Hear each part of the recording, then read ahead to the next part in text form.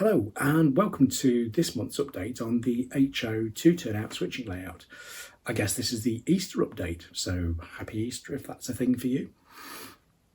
A bit of progress to report as usual, working on the Scenics, that's really what it's all about at the moment. Been doing some work on scratch building and decorating buildings, so we'll have a look at those. Thanks also to all the new subscribers, and thanks to those of you that have been liking and placing comments. I do try and answer them all. It's great to get into conversations about the model railroading, especially when you're trying to do things from the other side of the Atlantic. I was thinking about doing a little bit of a section on this video around my freelance shortline railroad, but I think I'm going to save that for a new video. A recent conversation on the Around the Layout podcast really got me thinking about that in a little bit more detail and sort of why I do it and so on. So I think that probably just needs a bit of extra focus. So no more blabbing, let's go and have a look.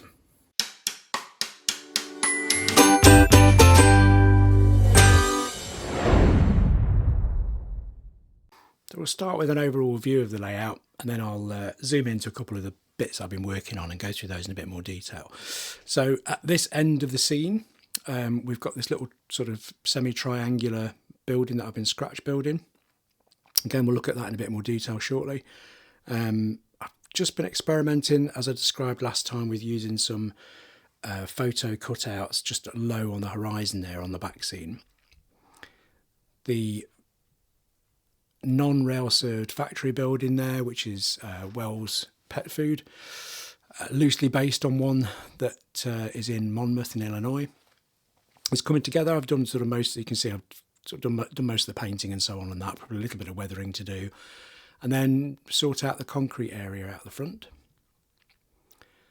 I didn't want a full-on grade crossing, but I did put these little cross bucks in that came off an old layout. And again, just experimenting with some cutout photographs from street view rather, on the back, and that's kind of working okay. The angle was always going to be a bit tricky. Haven't done much more with this long warehouse yet, but in the back corner there you can probably see that I've got a couple of resin building flats which came from Ten Commandments, and I've just started to mock up a corner building using cards, so that area is sort of coming together a bit better. And again, another photographic back scene right on the end. So this first building here is coming together quite nicely now. I've based it on the building that I'd seen in Street View in Indianapolis, which I'd shared in a previous video. I've reduced the size of it and so on a little bit to fit in the space, and it's really just inspired by rather than a copy of. I've used some stone embossed plastic material for most of that, because it looked like it was some sort of fake stone cladding to replicate that. All the kind of random boarded up windows and some strange shapes and things happening there. I've got some work to do on the roof, and I've started to put the first layer of paint towards the bottom. But on the prototype, there's this weird effect where somebody's obviously sprayed the whole thing in blue, and they've gone over every sort of window and door frame and everything. And so that's something I want to try and copy there as well. So hopefully by the next video, that one might well be sort of mostly complete.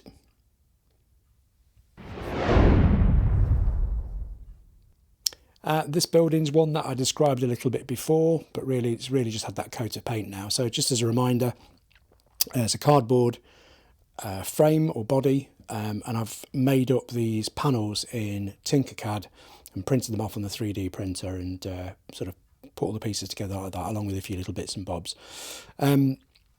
Looked at some signage that existed on the prototype and sort of copied versions of that and printed that off as well. And then I've got this little rest area or smoking area here with the picnic tables. And as I say, really the next step now is perhaps a little bit of weathering, but then really getting this area sort of in properly, the ground cover sort of concrete and all the usual sort of detritus that you'd find there.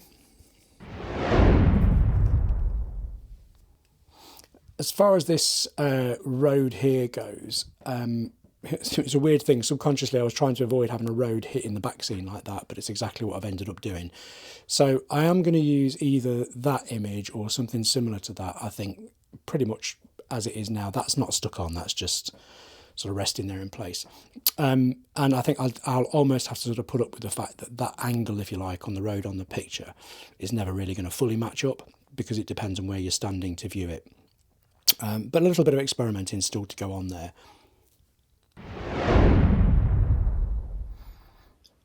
At this end of the layout, I've not done as much, but that's because I'm trying to be a little bit more disciplined and sort of finish off that end before I start moving over here.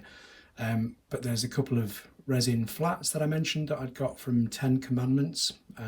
They're actually 00 scale.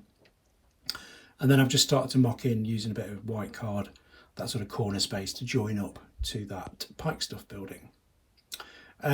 These were quite heavy, and I was a bit concerned about how to attach them to the back scene, and they're actually stuck on using some magnetic strip actually, and some steel strip and so on. And then finally over here, you can see I've just used again a little bit of that sort of cut out photographic back scene type of approach there, and that bit's kind of worked quite well actually, and I'll probably stay as it is.